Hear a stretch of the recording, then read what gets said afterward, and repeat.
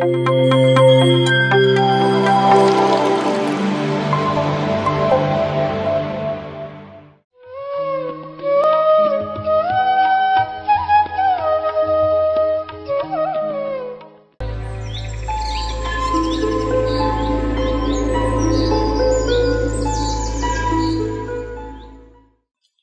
Friends, ಎಲ್ಲರಿಗೂ ಸ್ವಾಗತ.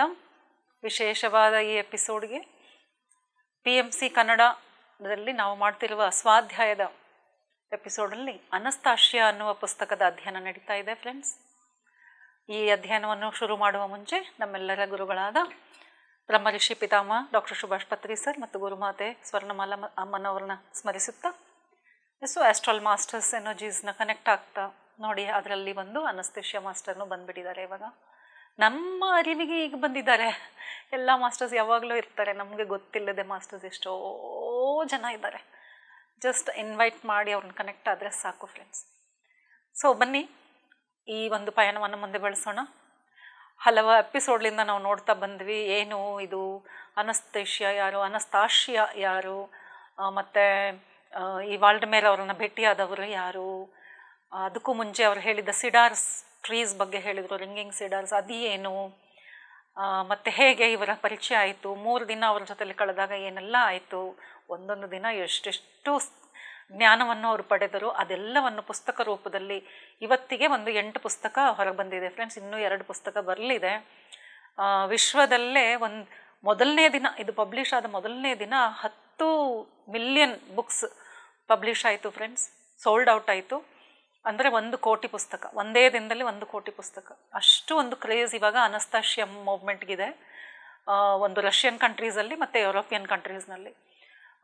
Specially ಹೊಸ ಜನ್ರೇಷನ್ಗೆ ಈ ಕಾನ್ಸೆಪ್ಟ್ ತುಂಬ ಇಷ್ಟ ಆಗ್ತಾ ಇದೆ. ಇವಾಗ ನಮ್ಮ ಜನ್ರೇಷನ್ನವ್ರು ನಾವು 1000 ಪ್ರಶ್ನೆ ಹಾಕ್ಬೋದು, ಇವ್ರು ಮಾತಾಡ್ತಿರುವ ವಿಷಯದಲ್ಲಿ ಏನಿದು ಹೇಳ್ತಾ ಇರೋದು, ಇದು ಸಮಂಜಸವ ಸತ್ಯವ ಅಂತ. ಯಾಕೆಂದರೆ ನಮ್ಮಲ್ಲಿರುವ ಅದು ಡಾರ್ಕ್ ಎನರ್ಜಿ ನಮ್ಮನ್ನು ಆ ಥರ ಯೋಚಿಸುವಂತೆ ಮಾಡುತ್ತೆ. ಇಲ್ಲಿ ಪಾಸಿಟಿವ್ ನೆಗೆಟಿವ್ ಬ್ಯಾಡ್ ಗುಡ್ ಏನಿರಲ್ಲ ಫ್ರೆಂಡ್ಸ್, ಅಷ್ಟೇ ಎನರ್ಜಿ.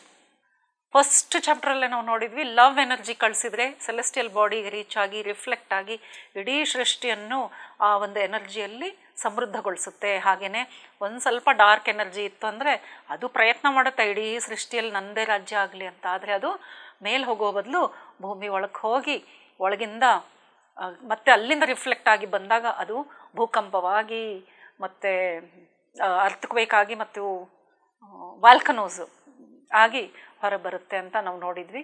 ಸೊ ದಯವಿಟ್ಟು ಇದ್ರ ಹಿಂದಿನ ಒಂದು 4 ವಿಡಿಯೋಸ್ಗಳಿದೆ, ಅದನ್ನು ಖಂಡಿತವಾಗ್ಲೂ ನೋಡಿ, ಒಂದು ಎಪಿಸೋಡು ಮಿಸ್ ಮಾಡಬೇಡಿ. ನನ್ನ ಕೇಳಿದರೆ ಮತ್ತೆ ಮತ್ತೆ ನೋಡಿದರೆ ನಿಮಗೆ ವಿಷಯ ಅರ್ಥ ಆಗ್ಲಿಕ್ಕೆ ಶುರು ಆಗುತ್ತೆ, ಇನ್ನೂ ಡೀಪರಾಗಿ ಅರ್ಥ ಆಗುತ್ತೆ. ಇದನ್ನು ಜಸ್ಟ್ ಲೈಕ್ ದಾಟ್ ಯಾವುದೋ ಒಂದು ಸೆಷನ್ನು ಏನೋ ಒಂದು ಚಾಪ್ಟರ್ ಮೇಲೆ ಮಾತಾಡ್ತಾ ಇದ್ದಾರೆ ಅಂತ ತಿಳಿದೆ. ಇದು ನನಗಾಗಿಯೇ ಬಂದಿರುವ ಒಂದು ಮೆಸೇಜ್. ಆ್ಯಕ್ಚುಲಿ ನಾನು ಯಾರು ಅಂತ ಪದರು ತೆಗೆದು ನಮ್ಮನ್ನು ನಾವು ಅಂತರಾಳದಲ್ಲಿ ನೋಡ್ಕೊಳ್ಳೋಕೆ ಪ್ರಯತ್ನ ಪಡ್ತಾ ಇದ್ದೀವಿ. ಅದು ಯಾರು ಅನ್ನೋದು ಪರಿಚಯಿಸುವುದೇ ಇದರ ಒಂದು ಅಂತರಾರ್ಥವಾಗಿದೆ. ನಾನು ಪೂರ್ಣ ಸತ್ಯ, ನಾನು ಇರಬೇಕಾದದ್ದು ಯಾವ ರೀತಿ ಅನ್ನೋದು ಅನಸ್ತೇಶಿಯಾ ತೋರಿಸ್ಕೊಡ್ತಾ ಇದ್ದಾರೆ. ಸೊ ಇವತ್ತಿನ ಎಪಿಸೋಡಲ್ಲಿ ನೋಡೋಣ ಫ್ರೆಂಡ್ಸ್. ನಿನ್ನ ಹಗಲು ಆದರೆ ನಿನ್ನ ಜೀವನ ಹೇಗಿರಬೇಕು, ರಾತ್ರಿಯ ಸಮಯದಲ್ಲಿ ಹೇಗಿರಬೇಕು, ಹೇಗೆ ಈಗ ಅನಸ್ತೇಶಿಯಾ ಪ್ರೆಗ್ನೆಂಟ್ ಆಗ್ತಾಳೆ, ಸೊ ಆ ಮಗುವನ್ನು ಹೇಗೆ ಬೆಳೆಸಬೇಕು, ಅವರಿಗೆ ಯಾವ ಥರದ ಶಿಕ್ಷಣವನ್ನು ಕೊಡಬೇಕು ಅನ್ನೋದ್ರ ಮೇಲೆ ಒಂದು ಸ್ವಲ್ಪ ಬೆಳಕು ಹಾಕೋಣ. ಪೂರ್ತಿ ವಿಷಯ ನೀವು ಬುಕ್ ಓದಿದಾಗಲೇ ತಿಳಿಯುವುದು. ಇದು ಹೀಗೇ ಮಾತಿನಲ್ಲಿ ಹೇಳುವ ಮಾತುಗಳಲ್ಲ. ಸೊ ಅನಸ್ತೇಶಿಯಾ ಹೇಳ್ತಾ ಇದ್ದಾಳೆ, ಬೆಳಕರಿತು ಅಂದರೆ ಒಂದು ಸುಂದರವಾದ ಮುಂಜಾನೆಯನ್ನು ವೆಲ್ಕಮ್ ಮಾಡ್ತಾ ಆನಂದದ ಸ್ಥಿತಿಯಲ್ಲೇ ನಾವು ಹೇಳಬೇಕು. ಜಸ್ಟ್ ನಾವು ಮ್ಯಾನಿಫೆಸ್ಟೇಷನ್ಸ್ ಮಾಡುವಾಗ ಮತ್ತು ಒಳ್ಳೆಯ ಅಭ್ಯಾಸಗಳನ್ನೋ ಒಂದು ನೆಪದಲ್ಲಿ ಎದ್ದ ತಕ್ಷಣ ಮಂತ್ರ ಹೇಳಿ ಕೈ ನೋಡ್ಕೊಳ್ಳಿ, ಹಾಗೆ ಅದೆಲ್ಲ ಒಂದು ರೂಲ್ಸ್ ಸಿಕ್ಕಾಪಟ್ಟೆ ಇದೆ. ಬೇಡ, ಅದ್ರ ಹಿಂದಿನ ಅರ್ಥ ತಿಳ್ಕೊಳ್ಳೋಣ. ಯಾಕೆ ಒಂದು ಮಂತ್ರ ಹೇಳಿದರು, ಯಾಕೆ ಕೈ ನೋಡಿ ಹೇಳಿದರು, ಯಾಕೆ ಸ್ವರ ಚೆಕ್ ಮಾಡ್ಕೊಳ್ಳಿ, ಅದೇ ಪಾದ ಮುಂದೆ ಇಡು ಅಂತ ಹೇಳಿದರು. ಅದರೆಲ್ಲರ ಹಿಂದೆ ಒಂದು ಸಿಂಪಲ್ ಆದ ಒಂದು ಸೀಕ್ರೆಟ್ ಇದೆ. ಅದೇನು ಅಂದರೆ, ನೀನು ಯಾವಾಗ ಕಣ್ಣು ತೆಗಿತೀಯೋ ಆ ಕಣ್ಣಿಗೆ ಬೆಳಕು ಕಾಣುತ್ತಲ್ಲ, ಕಂಪ್ಲೀಟ್ಲಿ ಅದಕ್ಕೆ ಕನೆಕ್ಟ್ ಆಗಬೇಕು. ಆ ಬೆಳಕಂದರೆ ಏನು? ಸೂರ್ಯ ಅಂದರೆ ಒಂದು ಸೆಲೆಸ್ಟಿಯಲ್ ಬಾಡಿ ಈ ಸೃಷ್ಟಿ ಇರಬೇಕು, ಇದು ಜೀವಿಸಬೇಕು ಅನ್ನೋದಕ್ಕೆ ಹಗಲಿರಲು ಅಲ್ಲಿಂದ ಎನರ್ಜಿಯನ್ನು ಕಳಿಸ್ತಾ ಇದೆ. ಅದರ ಒಂದು ಶಾವರ್ ನಮ್ಮ ಮೇಲೆ ಆಗ್ತಾ ಇದೆ, ಅದರ ಒಂದು ಮಳೆ ನಮ್ಮ ಮೇಲೆ ಆಗ್ತಾ ಇರುವಾಗ ಎಂಥ ಧನ್ಯತಾ ಭಾವದಿಂದ ಇರಬೇಕು ಅಲ್ವಾ. ಸಾಯೋ ಪ್ರಾಣಕ್ಕೆ ವೆಂಟಿಲೇಟರ್ ಹಾಕಿದರೆ ನಾವು ಎಷ್ಟು ಧನ್ಯರಾಗ್ತೀವಪ್ಪ ದೇವರೇ, ಒಂದು ವೆಂಟಿಲೇಟರ್ ಅನ್ನುವ ಒಂದು ಮೆಷಿನ್ ಬಾಕ್ಸ್ ಮಾಡಿದ್ದಾರೆ, ಅದಕ್ಕೆ ನಾವು ಥ್ಯಾಂಕ್ ಯು ಹೇಳ್ತಾ ಇದ್ದೀವಿ, ಪ್ರಾಣವನ್ನು ಉಳಿಸಿತಲ್ಲ ಅಂತ. ಆದರೆ ಇದು ಪ್ರತಿ ಕ್ಷಣ ನಮಗೆ ಪ್ರಾಣ ಕೊಡ್ತಾ ಇರುವ ಈ ಬೆಳಕನ್ನು ಆಸ್ವಾದಿಸಬೇಕು. 2 ಕೈ ಅಗಲ ಮಾಡಿ ಕಂಪ್ಲೀಟ್ ಬಾಡಿಗೆ ಅದು ಸಿಗೋ ಹಾಗೆ ಬೆಳಕಿಗೆ ಹೋಗಿ ನಿಂತ್ಕೊಳ್ಬೇಕು. ನಾವೇನಿಲ್ಲ, ಎಲ್ಲ ಕಿಟಕಿ ಬಾಗಿಲು ಹಾಕಿರ್ತೀವಿ, ಅದಕ್ಕೆ ಮತ್ತೊಂದು ದಪ್ಪ ಕರ್ಟನ್ನು ಹಾಕಿರ್ತೀವಿ. ಎದ್ದ ತಕ್ಷಣ ಫಸ್ಟ್ ವಾಶ್ರೂಮ್ಗೆ ಹೋಗ್ತೀವಿ, ಅಲ್ಲಿಂದ ಸೀದಾ ಕಿಚನ್ಗೆ ಹೋಗಿ ಮೊದಲು ಹಾಲು ಕಾಯಿಸೋಕ್ಕಿಡಬೇಕು. ಮೊದಲಿನ ಪದ್ಧತಿಗಳು ನೋಡಿದರೆ ತಿಳಿಯುತ್ತೆ ಎಷ್ಟು ಇದಕ್ಕೆ ಅಂತ ಒಂದು ಸಪ್ರೇಟಾಗಿ ಕೆಲಸ ಹೇಳ್ತಾ ಇದ್ದಿಲ್ಲ. ಅದಕ್ಕೆ ಕಸ ಗುಡಿಸ್ಲಿಕ್ಕೆ ಮನೆ ಹೊರಗಡೆ ಹೋಗುವುದು, ರಂಗೋಲಿ ಹಾಕುವಾಗ ಅಷ್ಟು ಸಮಯ ಹೊರಗಡೆ ಕಳೆಯುವುದು. ಹಾಗೇನಾಗುತ್ತೆ, ಮನೆ ಹೆಣ್ಮಕ್ಳಿಗೆ ಕಂಪ್ಲೀಟ್ಲಿ ಆ ಬೆಳಕು ಸಿಗುತ್ತೆ. ಚಿಕ್ಕ ವಯಸ್ಸಿಂದ ಅಭ್ಯಾಸ ಮಾಡ್ತಾರೆ. ಹೆಣ್ಮಗು ಒಂದು ವಯಸ್ಸಿಗೆ ಬಂದ ತಕ್ಷಣ ರಂಗೋಲಿ ಹಾಕೋ ಅಭ್ಯಾಸ. So exposure to sunlight. ಹಾಗೆಯೇ ನದಿ ಸ್ನಾನ ಇರ್ತಾಯಿತ್ತು, ಈಗಂತೂ ಬಚ್ಚಲು ಮನೆಗಳಿದೆ. ಅವ್ರು ಹೇಳ್ತಾರೆ ನೀರನ್ನು ಸಹ ಅಷ್ಟು ಸಮಯ ಕಳೆದು ಅದನ್ನು ಹಾಗೆ ಅದರಲ್ಲಿರುವ ಮೆಮೊರಿನ ನಾವು ರಿಸೀವ್ ಮಾಡ್ಕೊಳ್ಬೇಕು. ತುಂಬ ಪ್ರೀತಿಯಿಂದ ಸ್ನಾನ ಮಾಡಬೇಕು ಆ ಬಾಡಿಯಲ್ಲಿ, ಆವಾಗ ನಮಗೆ ಎನರ್ಜಿ ಬರುತ್ತೆ. ಆಮೇಲೆ ಇಡೀ ದಿನ ನೀವೇನು ಬೇಕಾದರೂ ಮಾಡಿ ಆ ಬೆಳಕಿನ ಜೊತೆ ಮತ್ತು ನೀರಿನ ಜೊತೆಯಲ್ಲಿ. ಆಮೇಲೆ ಫಸ್ಟ್ ಆಹಾರ ಸೇವನೆ, ಫಸ್ಟ್ ನೀರಿನ ಸೇವನೆ ಏನಾಗುತ್ತೋ ಅದರ ಕಡೆಗೆ ನೀವು ಗಮನ ಕೊಡಿ ಅಂತ ಹೇಳ್ತಾ, ಹಾಗೇನೆ ಸಂಜೆ ಏನು ಮಾಡಬೇಕು ಅದಕ್ಕೂ 1-2 ಮಾತು ಹೇಳಿದ್ದಾಳೆ ಅನಸ್ತಾಶಿಯ. ಹೇಳ್ತಾಳೆ, ಬೆಳಗಿಂದ ಯಾರು ಏನು ಬೇಕಾದರೂ ಮಾಡಿ, ಆದರೆ ಸಂಜೆಗೆ ಬಂದ ತಕ್ಷಣ ಅದೇ ರೀತಿಯಲ್ಲಿ ಈಗ ಈ ಶರೀರಕ್ಕೆ ನಾವು ಅದು ಪಡೆದಿರೋ ಎಲ್ಲ ಮೆಮರೀಸ್ ಇದೆಯಲ್ಲ, ಫುಲ್ ಡೇ ಮೆಮರಿ, ಅದನ್ನು ರಿಲ್ಯಾಕ್ಸ್ ಮಾಡಬೇಕು. ಇಲ್ಲಾಂದರೆ ಅದು ಸೇರಿರುವ ಮೆಮರಿ ಆ ಶರೀರದಲ್ಲಿ ಅಲ್ಲಲ್ಲಿ ಗಂಟುಗಳಾಗಿ ಉಳಿದ್ಬಿಡುತ್ತೆ. ಆ ಮೆಮರೀಸ್ ಎಲ್ಲಿ ಬ್ಲಾಕ್ ಗಂಟಾಗಿ ಉಳಿದಿದೆಯೋ ಅವೇ ರೋಗಗಳು, ಅವೇ ನೋವುಗಳು. ಸೊ ಅದನ್ನು ಸಹ ಬರುತ್ತೆ, ಮೆಮರೀಸ್ ಖಂಡಿತ ಬರುತ್ತೆ. ಶರೀರ ಇದೆ ಅಂದರೆ ಮೆಮರೀಸ್ ಬಂದೇ ಬರುತ್ತೆ. ಆದರೆ ಆ ಮೆಮರೀಸ್ನ ಡಿಸಿಪೇಟ್ ಮಾಡಬೇಕು. ಡಿಸಿಪೇಟ್ ಅಂದರೆ ಅದನ್ನು ಒಂದು ಕಡೆಗೆ ಬ್ಲಾಕ್ ಆಗಿ ಕೂತ್ಕೊಳ್ಳೋಕೆ ಬಿಡಬಾರ್ದು. ಹಾಗಾದರೆ ಏನು ಮಾಡಬೇಕು ಹೇಳ್ತಾರೆ, ಹೊರಗಿಂದ ಬಂದ ತಕ್ಷಣ ಮತ್ತೆ ನೀರಿನ ಜೊತೆಯಲ್ಲಿ ಸಂಪರ್ಕ ಮಾಡಬೇಕು. ತುಂಬ ಪ್ರೀತಿಯಿಂದ ನದಿಗಳಲ್ಲಿ ಈ ಥರ ಹರಿಯೋ ನೀರಿನಲ್ಲಿ ಇಳಿದು, ಸೊ ಈಗ ಅದು ಸಾಧ್ಯ ಇಲ್ಲ, ಸೊ ಮನೆಯಲ್ಲಿ ಶಾವರ್ ಕೆಳಗಡೆ ಹಾಗೆ ಇಟ್ಕೊಳ್ಳೋಣ. ಉಪ್ಪಿನ ನೀರಲ್ಲಿ ಉಪ್ಪು ಹಾಕಿ ಅದನ್ನು ಸಹ ಹೇಳಿದ್ದಾರೆ ನೋಡಿ. ಉಪ್ಪಿನ ನೀರಲ್ಲಿ ನಿಮ್ಮ ಕಾಲುಗಳನ್ನು ಇಟ್ಕೊಳ್ಳಿ, ಕೈ ಕಾಲನ್ನೆಲ್ಲ ನಿಧಾನಕ್ಕೆ ವಾಶ್ ಮಾಡ್ಕೊಳ್ಳಿ. ಸೊ ದ್ಯಾಟ್ ಆ ಎನರ್ಜೀಸ್ ಎಲ್ಲ ಏನಿದೆಯೋ ಬ್ಲಾಕ್ ಮಾಡೋ ಎನರ್ಜಿ ಅದೆಲ್ಲ ಹೋಗುತ್ತೆ. ಹಾಗೆಯೇ ಆಹಾರ ಸೇವನೆ ಮಾಡೋದ್ರೆ ಮಾಡಿ, ಆಮೇಲೆ ಈ ಶರೀರಕ್ಕೆ ನಿದ್ರೆ ಹೋಗಲು ಮತ್ತೆ ಏನು ಮಾಡಬೇಕು, ಮತ್ತೆ ಪ್ರಕೃತಿಯ ಜೊತೆಯಲ್ಲಿ ಸಮಯ ಕಳಿಬೇಕು. ಹೇಳ್ತಾರೆ, ಬೆಳಗ್ಗೆದ್ದು ಹೇಗೆ ಆಕಾಶದ ಕೆಳಗೆ ಹೋಗಬೇಕೋ, ಮಲಗುವ ಮುಂಚೆ ಸಹ ಒಂದು ಸಲ ಆಕಾಶದ ಕೆಳಗೆ ಹೋಗಿ ಆ ಆಕಾಶವನ್ನು ಕಣ್ತುಂಬ ನೋಡಬೇಕು. ನಕ್ಷತ್ರಗಳನ್ನು, ಚಂದ್ರನನ್ನು ಕಣ್ತುಂಬ ನೋಡಿ ಆ ಒಂದು ಪೀಸ್ ನಮ್ಮಲ್ಲಿ ಬರುತ್ತೆ, ಖಂಡಿತ ಬರುತ್ತೆ. ಈ ಅಭ್ಯಾಸ ಮಾಡಿದವ್ರಿಗೆ ಗೊತ್ತು. ನನಗೂ ತುಂಬ ಇಷ್ಟ, ನೈಟ್ ಸ್ಟಾರ್ಸ್ ಅಂದರೆ ಇಷ್ಟ. ಬಟ್ ಸಿಟಿನಲ್ಲಿದ್ದೀವಿ, ಅಪಾರ್ಟ್ಮೆಂಟಲ್ಲಿದ್ದೀವಿ, 4ನೇ 5ನೇ ಮಾಡಿ ಹೋಗಬೇಕು, ಅದಕ್ಕೂ ಎಲ್ಲ ಲಾಕ್ ಹಾಕಿಡ್ತಾರೆ. ಸೊ ಒಂದೊಂದು ಸರ್ತಿ ಅಳು ಬರುತ್ತೆ. ಯಾಕೆಂದರೆ ನಮಗೆ ಆಕಾಶ ನೋಡೋ ಭಾಗ್ಯನೂ ಇಲ್ವಲ್ಲಪ್ಪ ಅಂತ ಅನಿಸ್ಬಿಡುತ್ತೆ.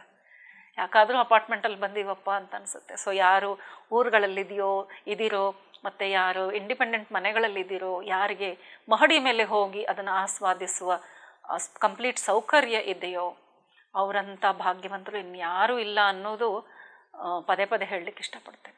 ಸೊ ಅನಸ್ತಾಶಿಯಾ ಹೇಳ್ತಾ ಇದ್ದಾರೆ, ಆದಷ್ಟು ಆ ಸ್ಕೈ ಕೆಳಗಡೆ ಸಮಯ ಕಳಿಬೇಕು. ದಿನದಲ್ಲಿ ಯಾವ ಕೆಲಸ, ಈಗ ಬುಕ್ ಓದ್ತಾ ಇದ್ದೀರಾ, ನಿಮ್ಮಲ್ಲಿ ಗಾರ್ಡನ್ ಇದೆ, ಬಿಸಿಲು ಅಂತ ಒಳಗೆ ಬಂದುಬಿಡ್ತೀವಿ. ಸ್ವಲ್ಪ ಬಿಸಿಲು ಒಳ್ಳೆಯದೇ. ಸೊ ಹಗಲೊತ್ತಿನಲ್ಲಿ ಒಂದು ಸ್ವಲ್ಪ ಬಿಸಿಲು, ಸಂಜೆ ಒಂದು ಬಿಸಿಲು, ಯಾವ್ದು ನಿಮಗೆ ಹಿತವಾಗಿರುತ್ತೋ ಅದರಲ್ಲಿ ಸಮಯ ಕಳಿಬೇಕು ಅಂತ ಡೇ ರೊಟೀನು ಮತ್ತು ನೈಟ್ ರೊಟೀನ್ ಅಂತ ಹೇಳ್ತಾ ಇದ್ದಾರೆ. ಮುಂದೆ ನೋಡೋಣ. ಮುಂದಕ್ಕೆ ಬಂದು ಅವರು ಈ ರೊಟೀನ್ ಜೊತೆಯಲ್ಲಿ ಹೇಗೆ ಗಿಡಗಳನ್ನು ಬೆಳೆಸಬೇಕು, ಹಣ್ಣು ಬೆಳೆಸಬೇಕು ಅನ್ನೋದನ್ನು ಹೇಳಿದ್ರಲ್ಲ, ಅದರ ಜೊತೆಯಲ್ಲಿ ನೋಡಿ, ಬೀಜ ಹಾಕಿ ಬಿಟ್ಟರೆ ಆಗೋದು. ಸೊ ಡೈಲಿ ರೂಟೀನಲ್ಲಿ ಆ ಗಿಡಗಳು, ಮರಗಳು ಮತ್ತು ಧಾನ್ಯಗಳನ್ನ ಎಲ್ಲಿ ಬೆಳೆಸಿದೆವು ಆ ಭೂಮಿಯ ಜೊತೆಯಲ್ಲಿ, ಆ ಗಿಡಗಳ ಜೊತೆಯಲ್ಲೂ ಸಮಯ ಕಳಿಬೇಕು ಅಂತ ಹೇಳ್ತಾರೆ. ಯಾಕೆಂದರೆ ಅದೇ ಸಮಯದಲ್ಲಿ ಆ ಡಿವೈನ್ ಶವರ್ ಏನಾಗ್ತಾ ಇದೆಯೋ, ಲವ್ ಎನರ್ಜಿ ಹೋಗಿ ಬರ್ತಾ ಇದೆ ಅಂತ ಹೇಳ್ತೀವಲ್ಲ, ಅದನ್ನು ಯಾವತ್ತೂ ಮರಿಬಾರ್ದು. ಡಿವೈನ್ ಎನರ್ಜಿ ಶವರ್ ಯಾವತ್ತೂ ಆಗ್ತಾ ಇದೆ ನೋಡಿ. ಧ್ಯಾನಕ್ಕೆ ಕೂತ್ಕೊಂಡಾಗ ನಾವು ನಮ್ಮ ಸಹಸ್ರಾರದಿಂದ ಅದೇ ಡಿವೈನ್ ಎನರ್ಜಿ ಶವರನ್ನು ನಮ್ಮ ಒಳಗೆ ತಗೊಳ್ತಾ ಇದ್ದೀವಿ, ಇನ್ವೈಟ್ ಮಾಡ್ತೀವಿ. ಸೊ ಬೇಕಿದ್ರೆ ನೀವು ಸಹಸ್ರಾರ ಅಂತ ತಿಳ್ಕೊಳ್ಳಿ, ಅದು ಫನಲ್ಲಿ ಹಾಕಿ ನಮ್ಮ ಒಳಗಡೆ ಹಾಕ್ತಾ ಇದೆಯಾ ಅಂತ ನಂತರ ತಿಳ್ಕೊಳ್ಳಿ. ಆದರೆ ಕಂಪ್ಲೀಟಾಗಿ ಯಾವತ್ತೂ ಆ ಮಳೆ ಸುರಿತಾ ಇದೆ ಅದರ ಅನುಭವ ನನಗೆ ಬರಬೇಕು. ನನ್ನ ಒಳಗಿನ ಆ ಬ್ಲಾಕೇಜಸ್ ಕಂಪ್ಲೀಟ್ಲಿ ರಿಮೂವ್ ಆಗಿ ಅದರಲ್ಲಿ ಕಣಕಣದಲ್ಲೂ ಆ ಎನರ್ಜಿ ಹೋಗಬೇಕು. ಅದು ನಮ್ಮ ಧ್ಯಾನದ ಸ್ಥಿತಿ. ಧ್ಯಾನ ಮಾಡ್ತಾ ಇಲ್ಲ ಅಂದರೂ ಸಹ ಯಾವಾಗಲೂ ಆ ಅರಿವಿನಲ್ಲಿರೋಣ, ಈ ಎನರ್ಜಿ ಶವರ್ ನಡೀತಾನೇ ಇರುತ್ತೆ.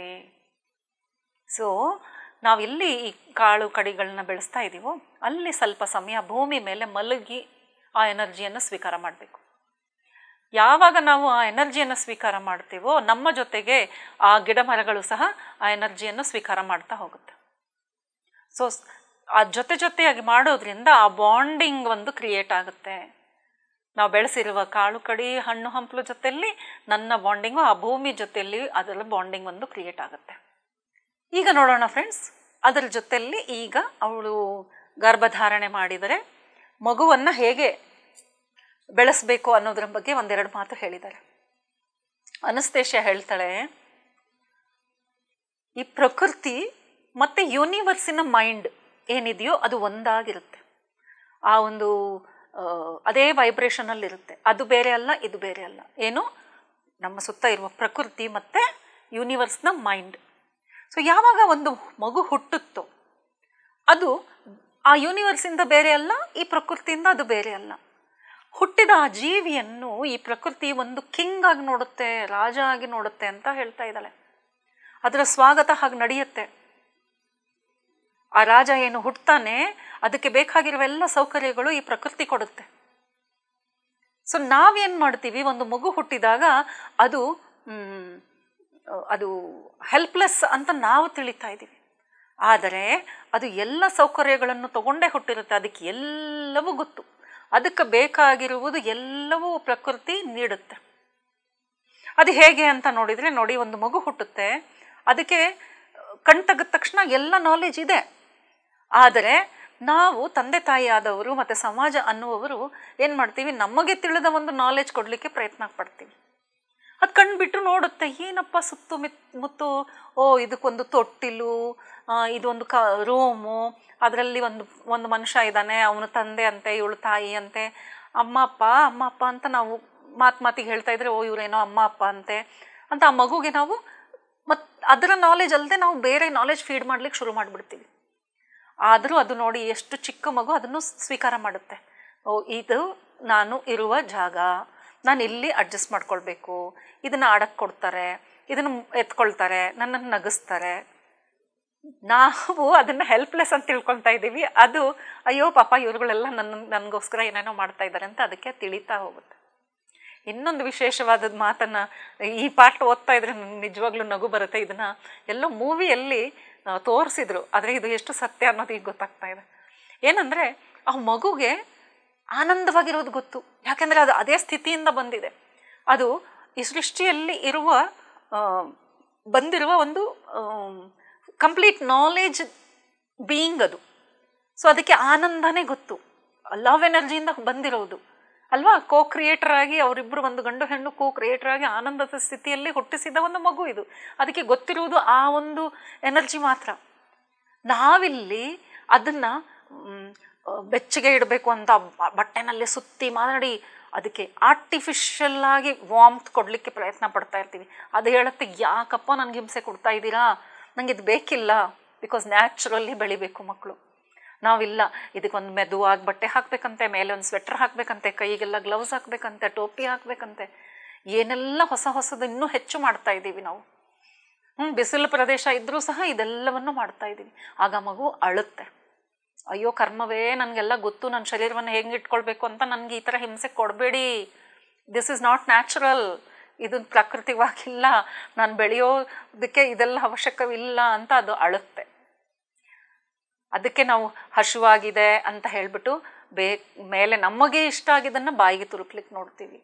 ಅಳ್ತಾ ಇದೆ ಅಂತ ಶಬ್ದಗಳು ಮಾಡಿ ಗಿಲ್ಗಿಂಚಿ ಮಾಡಿ, ಅಯ್ಯೋ ನಮ್ಮ ಪಾಪುಗೆ ಈ ಗಿಲ್ಗಿಂಚಿ ಶಬ್ದ ಇಷ್ಟ, ನಮ್ಮ ಪಾಪು ಮೊಬೈಲ್ ನೋಡಿದ ತಕ್ಷಣ ಕೇಳುತ್ತೆ ಅಂತ ಪಾಪುಗಳಿಗೆ ಮೊಬೈಲ್ ತೋರಿಸೋದು.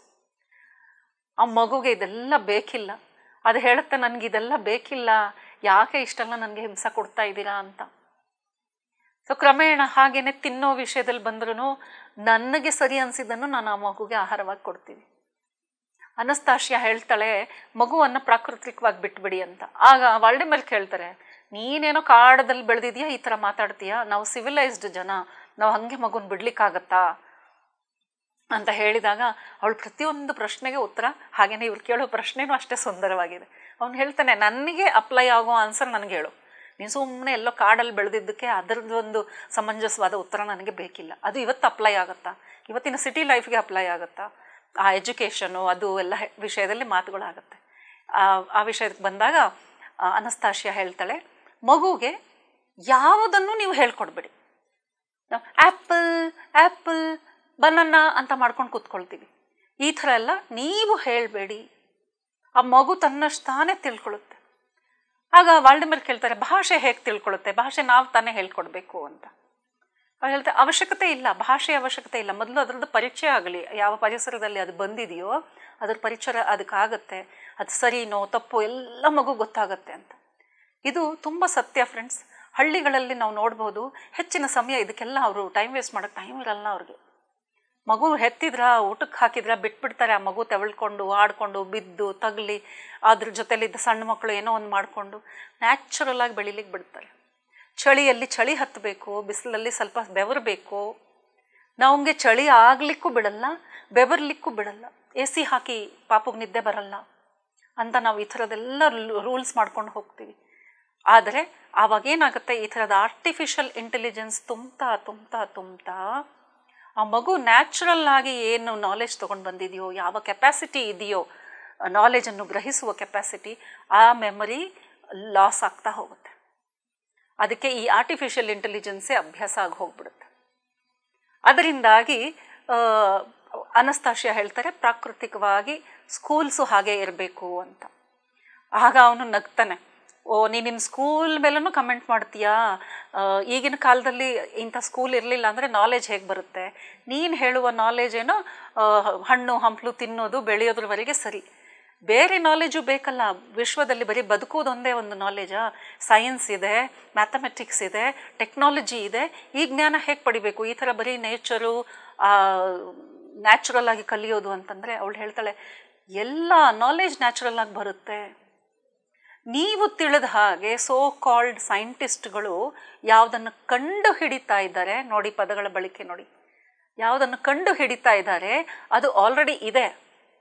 ಅವ್ರು ಯಾವುದು ಹೊಸದನ್ನು ಆವಿಷ್ಕಾರ ಮಾಡ್ತಾ ಇಲ್ಲ, ಅದನ್ನು ತಿಳ್ಕೊಳ್ತಾ ಇದ್ದಾರೆ ಅಷ್ಟೆ. ಅದು ಆಲ್ರೆಡಿ ಸೃಷ್ಟಿಯಲ್ಲಿ ಇರುವುದನ್ನು ಅವನು ಕಂಡುಕೊಂಡಿದ್ದಾನೆ, ಅವನಿಗೇನು ಮಾಡಿಲ್ಲ. ಅದನ್ನು ಅಷ್ಟೆಲ್ಲ ಸೈನ್ಸ್ ಕಲ್ತ ಮೇಲೇ ತಿಳಿಬೇಕು ಅಂತ ಏನಿಲ್ಲ. ಇದಕ್ಕೂ ಮುಂಚೆನೂ ಯಾವಾಗ ಈ ಸ್ಕೂಲಿಂಗ್ ಸಿಸ್ಟಮ್ ಇದ್ದಿಲ್ವೋ ಆಗಲ್ಲೂ ಸಹ ಎಷ್ಟೋ ನಾಲೆಜ್ ಬಂದಿದೆ ಮನುಷ್ಯನಿಗೆ.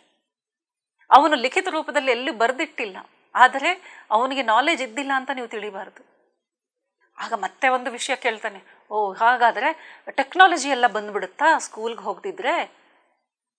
ಆಗ ಅವಳು ಹೇಳ್ತಾಳೆ, ಎಷ್ಟೊಂದು ಟೆಕ್ನಾಲಜಿಯನ್ನು ಯೂಸ್ ಮಾಡಿ ಆಗಿನ ಮನುಷ್ಯ ಏನೆಲ್ಲ ಮಾಡಿಲ್ಲ, ಈಗಿನ ಒಂದು ಲೆಕ್ಕಾಚಾರನೇ ಮಾಡಬೇಕಾ? ಅವನು ಹೇಳ್ತಾಳೆ, ಹಾಗಿದ್ರೆ ಈ ಏರೋಪ್ಲೇನು ರಾಕೆಟು ಎಲ್ಲ ತಯಾರು ಮಾಡ್ಬೋದಾ? ನೀನು ಹೇಳೋ ಹಾಗೆ ಸ್ಕೂಲ್ಗಳು ಇರಲಿಲ್ಲ ಅಂದರೆ ಹೇಗೆ ಮಾಡೋಕ್ಕೆ ಸಾಧ್ಯ? ನ್ಯಾಚುರಲ್ ಆಗಿ ಎಲ್ಲ ತಿಳ್ಕೊಂಡು ಮಾಡೋದು ಹೇಗೆ ಸಾಧ್ಯ ಅಂತ. ಆಗ ಅವಳು ಹೇಳ್ತಾಳೆ, ರಾಕೆಟ್ ಟೆಕ್ನಾಲಜಿ ಏನು, ಸ್ಪೇಸ್ ಶಿಪ್ ಟೆಕ್ನಾಲಜಿ ಸಹ ತಿಳಿಯುತ್ತೆ, ನನಗೆ ಎಲ್ಲ ತಿಳಿದಿದೆ ಅಂತ. ಅವನಿಗೆ ಆಶ್ಚರ್ಯ ಅಂದರೆ ಆಶ್ಚರ್ಯ, ಎಕ್ದಮ್ ಶಾಕ್ ಆಗಿಬಿಡ್ತಾನೆ. ಏನು, ನಿನಗೆ ಸ್ಪೇಸ್ ಶಿಪ್ ಟೆಕ್ನಾಲಜಿನೂ ಗೊತ್ತಾ ಅಂತ. ಅವಳು ಹೇಳ್ತಾಳೆ, ಹೌದು ನನಗೆಲ್ಲ ಗೊತ್ತು. ಎಲ್ಲಿವರೆಗೆ ಅಂದರೆ ಆ ಸ್ಪೇಸ್ ಶಿಪ್ ಯಾವ ಮೆಟೀರಿಯಲಿಂದ ರೆಡಿ ಆಗಿದೆ, ಅದು ಯಾಕೆ ಅದೇ ಮೆಟೀರಿಯಲ್ ಯೂಸ್ ಮಾಡಿದ್ದಾರೆ, ಆ ಎಲ್ಲ ನಾಲೆಜ್ ನನಗಿದೆ ಅಂತ ಎಲ್ಲವನ್ನು ಬಿಡಿಸಿ ಬಿಡಿಸಿ ಬಿಡಿಸಿ ಹೇಳಲಿಕ್ಕೆ ಶುರು ಮಾಡ್ತಾಳೆ. ಯಾವ್ಯಾವ ಫ್ಯಾಕ್ಟ್ರಿ ಯಾವ್ಯಾವ ಏರಿಯಾದಲ್ಲಿದೆ, ಯಾವ್ಯಾವ ಕೆಮಿಕಲ್ಸ್ ಯೂಸ್ ಮಾಡ್ತಾ ಇದ್ದಾರೆ, ಯಾವುದನ್ನು ಮಾಡಬಾರ್ದು, ಯಾವುದನ್ನು ಮಾಡಬೇಕು, ಯಾವುದರಿಂದ ಇಲ್ಲೆಲ್ಲ ತೊಂದರೆಗಳಾಗ್ತಾ ಇದೆ, ಎಲ್ಲವನ್ನು ಬಿಡಿಸಿ ಹೇಳ್ತಾ ಹೋಗ್ಬಿಡ್ತಾಳೆ. ಆಗ ಅವನಿಗೆ ಆಶ್ಚರ್ಯ ಕಾದಿರುತ್ತೆ. ಆಗ ಅವನಂತಾನೆ, ಈ ಥರನೂ ಸಾಧ್ಯ ಇದ್ದರೆ ಯಾಕೆ ಇದನ್ನು ನಾವು ಹೊರ ಪ್ರಪಂಚಕ್ಕೆ ಗೊತ್ತು ಮಾಡಿಕೊಡ್ಬಾರ್ದು ಅಂತ. ಅವಳು ಹೇಳ್ತಾಳೆ, ಅದಕ್ಕೆ ನಿನ್ನನ್ನು ಇಲ್ಲಿ ಕರೆಸಿದ್ದು, ಹೀಗೂ ಇದೆ ಅಂತ ನಿನಗೆ ಗೊತ್ತಾಯಿತು ಅಂದರೆ ನೀನು ಪುಸ್ತಕ ಬರೆದ್ರೆ. ಅವನು ಹೇಳ್ತಾನೆ, ನಾನು ಪುಸ್ತಕ ಹೇಗೆ ಬರೀಲಿ, ನನಗೆ ಪುಸ್ತಕ ಬರೀಲಿಕ್ಕೆ ಆಗಲ್ಲ ಅಂತ. ಅವಳು ಹೇಳ್ತಾಳೆ, ಭಾಷೆ ತಿಳಿದ ಮೇಲೆ ಬರೆಯೋದು ಎಷ್ಟೊತ್ತು? ಆಗ ಅವಳು ಎಲ್ಲ ಅಕ್ಷರಗಳನ್ನು ಬರೆದು ಅಲ್ಲಿ ತೋರಿಸ್ತಾಳೆ ರಷ್ಯನ್ ಭಾಷೆಯನ್ನು. ಅವ್ನು ಹೇಳ್ತಾನೆ ನಿನಗೆ ಬರೀಲಿಕ್ಕೆ ಓದ್ಲಿಕ್ಕೂ ಬರುತ್ತಾ ಅಂತ. ಅವಳು ಹೇಳ್ತಾಳೆ ಹಾಂ ಬರುತ್ತೆ. ಎಷ್ಟು ಭಾಷೆ ಮಾತಾಡ್ತೀಯ ಅಂದರೆ ಯಾರ್ಯಾರು ಎಷ್ಟೆಷ್ಟು ಭಾಷೆ ಬಳಸ್ತಾರೋ ನಂಗೆ ಅದೆಲ್ಲ ಭಾಷೆ ಬರುತ್ತೆ ಅಂತ. ಸೊ ಸಾಮಾನ್ಯವಾಗಿ ಆ ಏರಿಯಾದಲ್ಲಿ ಎಷ್ಟು ಭಾಷೆಗಳಿದೆಯೋ ಅಲ್ಲಿಂದ ಈ ಯುರೋಪಿಯನ್ ಭಾಷೆ ಏನಿದೆಯೋ ಫ್ರೆಂಚು ಇಂಗ್ಲೀಷು ಎಲ್ಲವೂ ಅವಳಿಗೆ ಗೊತ್ತಿರುತ್ತೆ. ಕಾಡಲ್ಲಿ ಇದ್ಕೊಂಡು ಅವ್ರಿಗೆಲ್ಲ ನಾಲೆಜ್ ಗೊತ್ತು, ಲ್ಯಾಂಗ್ವೇಜಸ್ ಗೊತ್ತು. ಇವನು ಸಿಟಿಯಲ್ಲಿ ಇದ್ಕೊಂಡು ಬಿಸ್ನೆಸ್ ಮಾಡ್ತಾಯಿದ್ರು, ತನ್ನ ರಷ್ಯನ್ ಲ್ಯಾಂಗ್ವೇಜ್ ಮತ್ತು ಇಂಗ್ಲೀಷ್ ಲ್ಯಾಂಗ್ವೇಜ್ ಬಿಟ್ಟರೆ ಇನ್ನೊಂದು ಮಾತು ಗೊತ್ತಿರಲ್ಲ. ಸರಿ ಪರೀಕ್ಷೆ ಮಾಡೋಣ ಅಂತ ತನಗೆ ಗೊತ್ತಿರೋ ಜರ್ಮನಿಯಲ್ಲಿ ಒಂದೇ ಒಂದು ಸೆಂಟೆನ್ಸ್ ಆಗಿರುತ್ತೆ, ಅದನ್ನು ಅವನು ಹೇಳ್ತಾನೆ ಇದಕ್ಕೆ ಉತ್ತರ ಹೇಳು ಅಂತ. ಅವಳು ಸರಿಯಾಗಿ ಅದಕ್ಕೆ ಆನ್ಸರ್ ಮಾಡ್ತಾಳೆ. ಅವಾಗ ಅವನಿಗೆ ಆಶ್ಚರ್ಯ ಆಗುತ್ತೆ, ಇವಳು ಸುಳ್ಳು ಹೇಳ್ತಾ ಇಲ್ಲ ನಿಜ ಅಂತ. ಆಗ ಹೇಳ್ತಾಳೆ ಅವಳು, ನಿನಗೆ ಪುಸ್ತಕ ಹೇಗೆ ಬರೆಯೋದು ಅನ್ನೋದನ್ನು ನಾನು ಟ್ರಿಕ್ ನಿನಗೆ ಹೇಳ್ಕೊಡ್ತೀನಿ, ನೀನು ಖಂಡಿತವಾಗ್ಲೂ ಪುಸ್ತಕ ಬರೀತೀಯ, ಹಾಗೆಯೇ ಈ ಪುಸ್ತಕ ತುಂಬಾ ಸೇಲು ಆಗುತ್ತೆ, ಈ ವಿಷಯ ಜನಗಳಿಗೆ ಹೋಗಿ ರೀಚ್ ಆಗುತ್ತೆ ಅಂತ ಒಂದು ಮಾತು ಹೇಳಿ ಅವರು ಮತ್ತೆ ಈ ಪುಸ್ತಕಗಳನ್ನ ಬರೆಯೋ ಹಾಗೆ ಅವ್ರಿಗೆ ಆ ನಾಲೆಜನ್ನು ಕೊಡ್ತಾಳೆ. ಸೊ ಇವತ್ತು ನಮ್ಮೆಲ್ಲರ ಎದುರಿಗೆ ಈ ಥರ ನಾಲೆಜ್ ಬಂದಿದೆ. ಹಾಗೆಯೇ ಈ ನಾಲೆಜ್ ಹರಡಿದ ಮೇಲೆ ಈ ನಾಲೆಜಿನಲ್ಲಿ ಹೇಗೆ ಮಕ್ಕಳನ್ನು ಬೆಳೆಸಬೇಕು, ಹೇಗೆ ಎಜುಕೇಟ್ ಮಾಡಬೇಕು ಅನ್ನುವ ಸ್ಕೂಲ್ಸು ಅಲ್ಲಿ ಓಪನ್ ಆಗಿದೆ ಫ್ರೆಂಡ್ಸ್. ನೀವು ಬೇಕಿದ್ರೆ ಗೂಗಲ್ ಸರ್ಚ್ ಮಾಡಿ ನೋಡಿ, ಅನಸ್ತೇಷಿಯಾ ಪ್ರಿನ್ಸಿಪಲ್ಸ್ ಮೇಲೆ ಸ್ಕೂಲ್ಸ್. ಸೊ ಅಲ್ಲಿಯ ಸ್ಕೂಲಲ್ಲಿ ಅಡ್ಮಿಷನ್ಸ್ ಹೇಗಿದೆ ಅಂದರೆ ಮೊದಲಿನ ಕಾಲದ ಆಶ್ರಮಗಳ ಥರ ಇದೆ. ನಾನು ಆ ಥರ ಅದೆಲ್ಲ ವೀಡಿಯೋಸ್ನೆಲ್ಲ ನೋಡಿ ನನಗೆ ನಿಜವಾಗ್ಲೂ ಅದೇ ಅನಿಸಿತು. ನಾವು ಆಶ್ರಮ ಕಾಲದಲ್ಲಿ ಗುರುಕುಲ ಸಿಸ್ಟಮ್ನ ಬಿಟ್ಟು ಇವಾಗ ಮಾಡರ್ನ್ ಆಗಿ ಬಂದಿದ್ದು, ಮತ್ತೆ ವಾಪಸ್ ಹೋಗುವ ಸಮಯ ಬಂದಿದೆ. ಬ್ಯಾಕ್ ಟು ವೇದಾಸ್ ಅಂತ ಸುಮ್ಮನೆ ಹೇಳಿಲ್ಲ, ಇವತ್ತದು ಸತ್ಯವಾಗ್ತಾ ಇದೆ. We have to go back to the Vedas. ಯಾಕೆಂದರೆ ಎಲ್ಲ ಸತ್ಯವೂ ಅಲ್ಲೇ ಅಡಗಿದೆ. ಮತ್ತು ಸರ್ ಹೇಳಿದ ಹಾಗೆ ಅನಸ್ತಾಶಿಯಾ ಬೇರೆ ಯಾರೂ ಅಲ್ಲ, ಭಾರತದಲ್ಲಿ ಪಡೆದಿರುವ ಈ ಜ್ಞಾನವನ್ನು ಇಡೀ ವಿಶ್ವಕ್ಕೆ ಮತ್ತೆ ಹಂಚಬೇಕು ಅಂತ ಆ ಪ್ರದೇಶದಲ್ಲಿ ಹುಟ್ಟಿದ ಒಬ್ಬ ಸಂತ. ಅವಳು ಈಗ ಆ ಜ್ಞಾನವನ್ನು ಹಂಚ್ತಾ ಇದ್ದಾಳೆ. ಅದನ್ನು ಪಡೆದು ನಾವು ಎಷ್ಟೋ ಧನ್ಯರಾಗಬೇಕು. ಇವತ್ತು ಅದು PSSMವರೆಗೆ ಈ ಮೆಸೇಜಸ್ಸು ಈ ನಾಲೆಜ್ ಬರಬೇಕು ಅಂತಂದರೆ ನಾವು ನಮ್ಮ ಅರ್ಹತೆಗಳನ್ನು ತಿಳ್ಕೊಳ್ಬೇಕು ಫ್ರೆಂಡ್ಸ್. ಇಂತಹ ನಾಲೆಜ್ ಅರ್ಹತೆ ನಮಗೆ ಇದೆ ಅಂದರೆ ನಮ್ಮ ಕರ್ತವ್ಯ ಏನಾಯಿತು, ಈಗ ಪಡೆಯೋದು ಮಾತ್ರ ಅಲ್ವಲ್ಲ, ಈಗ ನಮಗೆ ಕೊಡುವ ಸಮಯ ಬಂದಿದೆ. ಹೀಗೆ ನಮಗೆ ತಿಳಿದಿರುವ ಭಾಷೆಯಲ್ಲಿ ಈ ವಿಷಯವನ್ನು ಸಂಗ್ರಹ ಮಾಡಿ ಮತ್ತೆ ಮತ್ತೆ ಬೇರೆ ಬೇರೆ ಭಾಷೆಗಳಲ್ಲಿ ಈ ಒಂದು ನಾಲೆಜ್ ಹೋಗಬೇಕು ಅಂತ ನನ್ನ ಇಚ್ಛೆ ಆಗಿದೆ. ಹಾಗೆಯೇ ಈ ಓದ್ತಾ ಇದ್ದರೆ ಒಂದೊಂದು ಸರ್ತಿ ಅನಿಸುತ್ತೆ ಈ ಬುಕ್ಕನ್ನು ಬರೆದು ಬಿಡೋಣ ಅಂತ. ಕಾಪಿ ರೈಟ್ಸ್ ಎಲ್ಲ ನೋಡಬೇಕಾಗತ್ತೆ. ಬಟ್ ಬರೀಲಿಕ್ಕೆ ಶುರು ಮಾಡುವಂಥ ಮಾಸ್ಟ್ರ್ ಹೇಳಿದರು, ಪರವಾಗಿಲ್ಲ ನಿಂಗೆ ಇಂಟ್ರೆಸ್ಟ್ ಇದ್ದರೆ ಬರೆದು ಬಿಡಬೇಕು. ಯಾಕೆಂದರೆ ಬರಿತಾ ಇದ್ದರೆ ಅದರದ್ದು ಎನರ್ಜಿನೇ ಮತ್ತೆ ಡಿಫ್ರೆಂಟಾಗೇ ಇರುತ್ತೆ ಫ್ರೆಂಡ್ಸ್. ಇನ್ನೊಂದು ಹೆಚ್ಚಿನ ಒಂದು ಜ್ಞಾನದ ಆಳಕ್ಕೆ ನಾವು ಹೋಗ್ತೀವಿ ಅನ್ನುವ ಒಂದು ನಾಲೆಜ್ ನನಗೆ ಸಿಕ್ಕಿದೆ ಸರ್ ಜೊತೆಲಿ ಮಾತಾಡಿದ ಮೇಲೆ. ಹೌದಲ್ವಾ, ಪಬ್ಲಿಷ್ ಮಾಡುವಾಗ ನೋಡೋಣ ಕಾಪಿರೈಟ್ಸ್ ವಿಷಯ. ಯಾವುದೇ ಸಬ್ಜೆಕ್ಟ್ ನೋಡಿ ನೀವು ತಿಳ್ಕೊಳ್ತಾ ಇದ್ದೀರ ಅಂದರೆ ಅದನ್ನು ಬರೀಲಿಕ್ಕೆ ಶುರು ಮಾಡಿದರೆ ನೀವು ಅದರ ಒಂದೊಂದು ಅಕ್ಷರಗಳ ಜೊತೆಗೆ ಅದರಲ್ಲಿ ಇಳಿತಾ ಹೋಗ್ತೀರ. ಸೊ ಇದು ಫ್ರೆಂಡ್ಸ್ ಈ ಅನಸ್ತಾಶಿಯಾ ಬುಕ್ದು ಫಸ್ಟ್ ಫಸ್ಟ್ ಬುಕ್, ಅದರ ವಿಷಯ. ಸೊ ಆ ಮಗು ಹುಟ್ಟಿದಾಗ ಆ ಮಗುವನ್ನು ಹೇಗೆ ಬೆಳೆಸಿದ್ರು, ಮತ್ತು ಅವ್ರಿಗೆ ಇಬ್ಬರು ಮಕ್ಕಳಾಗ್ತಾರೆ. ಇವತ್ತಿಗೂ ಅವರು ಸಂಪರ್ಕದಲ್ಲಿ ಇದ್ದಾರೆ, ಆದರೆ ಕಾಡಲ್ಲೇ ಇದ್ದಾಳೆ ಅನಸ್ತಾಶಿಯಾ. ಅವರು ಮಾತ್ರ ವಾಲ್ಡಿಮಿರ್ ಮಾತ್ರ ಬಿಸ್ನೆಸ್ ಮಾಡಿಕೊಂಡು ಮಾಸ್ಕೋ ಸಿಟಿನಲ್ಲೂ ಅಲ್ಲಿ ಪಕ್ಕದ ಒಂದು ಊರಿನಲ್ಲೂ ಇರ್ತಾರೆ. ಈ ವಿಶ್ವದಾದ್ಯಂತ ಈ ಚಳವಳಿ ಒಂದು ನಡೆದಿರೋದ್ರಿಂದ ಈಗ ಹೆಚ್ಚೆಚ್ಚು ಸಂಸ್ಥೆಗಳನ್ನು ನಡೆಸುವುದು ಅದನ್ನೆಲ್ಲ ಮಾಡ್ಕೊಂಡಿದ್ದಾರೆ. ಇನ್ನೊಂದೆರಡು ಪುಸ್ತಕ ಬರಲಿದೆ ಫ್ರೆಂಡ್ಸ್. ಇದನ್ನು ಓದಿ ಮುಗಿಸೋಷ್ಟರಲ್ಲಿ ಆ ಬುಕ್ಕು ಬಂದ್ಬಿಡುತ್ತೆ. ಈ ನಾಲೆಜ್ ನಮ್ಮೆಲ್ಲರಿಗೂ ಸಿಗುತ್ತೆ ಅಂತ ಹೇಳ್ತಾ ಈ ಒಂದು ಎಪಿಸೋಡನ್ನು ಇವತ್ತಿಗೆ ಇಲ್ಲಿಗೆ ಮುಗಿಸೋಣ. ಹಾಗೆಯೇ ಅನಸ್ತೇಷಿಯಾಗೂ ಒಂದು ಹಾರ್ಟಿ ಥ್ಯಾಂಕ್ಸ್, ಜೊತೆಗೆ ನಮ್ಮ ಪತ್ರಿ ಸರ್ಗೂ ಥ್ಯಾಂಕ್ಸ್, ಎಲ್ಲ ಆಸ್ಟ್ರಲ್ ಮಾಸ್ಟರ್ಸ್, ಪಿರಮಿಡ್ ಮಾಸ್ಟರ್ಸ್ ಎಲ್ಲರಿಗೂ ನನ್ನ ಹೃದಯಪೂರ್ವಕ ಧನ್ಯವಾದಗಳು. Thank you. ಯೂನಿವರ್ಸಿಗೆ ದೊಡ್ಡ ಥ್ಯಾಂಕ್ಸ್. ಬಿಕಾಸ್ ಇಂತಹ ಒಂದು ಒಳ್ಳೆಯ ಪುಸ್ತಕ ನಮ್ಮ ಕೈ ಸೇರಬೇಕು, ನಾನು ಓದುವಂತೆ ಪ್ರೇರೇಪಣೆ ಮಾಡಿದ್ದಕ್ಕೆ, ನನ್ನ ಇಂತಹ ಒಂದು ಜನ್ಮ ಸಿಕ್ಕಿದ್ದಕ್ಕೆ ನನ್ನ ತಂದೆ ತಾಯಿಗಳಿಗೆ ಥ್ಯಾಂಕ್ಸ್. ಇಂಥ ಒಂದು ಜ್ಞಾನ ಕೊಟ್ಟು ಈ ಸ್ಪಿರಿಚುವಲ್ ಲೈನಿಗೆ ಹೋಗಬೇಕು ಈ ಜನ್ಮದಲ್ಲಿ ಅಂತ ಆರಿಸ್ಕೊಂಡ ನನ್ನ ಆತ್ಮಕ್ಕೂ ನಾನು ಥ್ಯಾಂಕ್ಸ್ ಹೇಳ್ತೇನೆ. ಹಾಗೆಯೇ ಇದೆಲ್ಲವನ್ನು ಮಾಡಲಿಕ್ಕೆ ಸಮಯ ಸಿಗ್ತಾ ಇದೆ, ಅದಕ್ಕೆ ಅನುಕೂಲ ಮಾಡಿಕೊಡ್ತಿರುವ ನನ್ನ ಪರಿವಾರಕ್ಕೆ ಥ್ಯಾಂಕ್ಸ್. ಇಲ್ಲಾಂದರೆ ಅಲ್ಲಿಯ ಜವಾಬ್ದಾರಿ ಜಾಸ್ತಿ ಆಗಿತ್ತಂದರೆ ನಾನು ಮತ್ತೆ ಮಾಡಲಿಕ್ಕೆ ಆಗ್ತಾ ಇದ್ದಿಲ್ವೇನೋ ಗೊತ್ತಿಲ್ಲ. ಆದರೆ ಎಲ್ಲ ರೀತಿಯ ನನಗೆ ಸಹಕಾರ ಸಿಗ್ತಾ ಇದೆ. ನಮ್ಮ ಹಸ್ಬೆಂಡ್ ಕಂಪ್ಲೀಟ್ 1000% ನನಗೆ ಸಪೋರ್ಟ್ ಮಾಡ್ತಾರೆ. ಸೊ ಅದರಿಂದ ನನಗೆ ಯಾವ ರೀತಿಯ ತೊಂದರೆ ಬರ್ದಿರೋ ಹಾಗೆ ನನಗೆ ಓದಲಿಕ್ಕೂ ಬಿಡ್ತಾ ಇದ್ದಾರೆ, ತಿಳ್ಕೊಳ್ಳಿಕ್ಕೂ ಬಿಡ್ತಾ ಇದ್ದಾರೆ, ಈ ಥರ ಸೆಷನ್ಸ್ ಮಾಡಲಿಕ್ಕೂ ಬಿಡ್ತಾ ಇದ್ದಾರೆ. ಇನ್ ದ ಸೆನ್ಸ್ ಅವ್ರ ಕಡೆಯಿಂದ ನನಗೆ ಯಾವ ರೀತಿಯ ಪ್ರೆಷರ್ ಇಲ್ಲ. ಅವ್ರು ಬಿಡ್ತಾ ಇದ್ದಾರೆ ಅಂದರೆ ಅವರೇನು ಉಪಕಾರ ಮಾಡ್ತಾ ಇಲ್ಲ, but is supportive of that. So ಹೀಗಾಗಿ ಅವರಿಗೆ ಥ್ಯಾಂಕ್ಸ್ ಅಂತ ಹೇಳ್ತಾ ಇವತ್ತಿನ ಸೆಷನನ್ನು ಇಲ್ಲಿಗೆ ಮುಗಿಸೋಣ. ಖಂಡಿತವಾಗ್ಲೂ ಈ ಎಲ್ಲ ಎಪಿಸೋಡನ್ನು ನೋಡಿ ಕಮೆಂಟ್ ಬಾಕ್ಸಲ್ಲಿ ನಿಮ್ಮ ಅಭಿಪ್ರಾಯಗಳನ್ನು, ನಿಮ್ಮ ಅನಿಸಿಕೆಗಳನ್ನು, ನಿಮ್ಮ ಅನುಭವಗಳನ್ನು ಖಂಡಿತವಾಗ್ಲೂ ಶೇರ್ ಮಾಡಿ ಫ್ರೆಂಡ್ಸ್. ಯಾಕೆ ಅಂದರೆ ಅದರಿಂದ ಇಂಟ್ರ್ಯಾಕ್ಟಿವ್ ಸೆಷನ್ ಆಗುತ್ತೆ. ಮುಂದಿನ ಎಪಿಸೋಡ್ ಮಾಡುವಾಗ ನಮಗೆ ಅದರ ಮೇಲೆ ಒಂದಿಷ್ಟು ಚರ್ಚೆ ಮಾಡಲಿಕ್ಕೂ ಸಿಗುತ್ತೆ. ಸೊ ಇದು ಝೂಮ್ ಸೆಷನ್ ಅಲ್ಲದೆ ಇರೋದ್ರಿಂದ ಇಂಟ್ರ್ಯಾಕ್ಷನ್ ಆಗಲಿಕ್ಕೆ ಸಾಧ್ಯ ಇಲ್ಲ. ಬಟ್ ಕಮೆಂಟ್ ಬಾಕ್ಸಲ್ಲಿ ನೀವು ಕಮೆಂಟ್ ಮಾಡಿದರೆ ನೆಕ್ಸ್ಟ್ ಎಪಿಸೋಡಲ್ಲಿ ಈ ಪ್ರಶ್ನೆಗಳಿಗೆ ನಾವು ಮತ್ತೆ ಉತ್ತರಿಸಬಹುದು ಅಂತ ಹೇಳ್ತಾ ಈ ಎಪಿಸೋಡ್ ಇಲ್ಲಿಗೆ ಮುಗಿಸೋಣ. So thank you. At the end again, thank you PMC Kannada channel. Namaste. Thank you very much.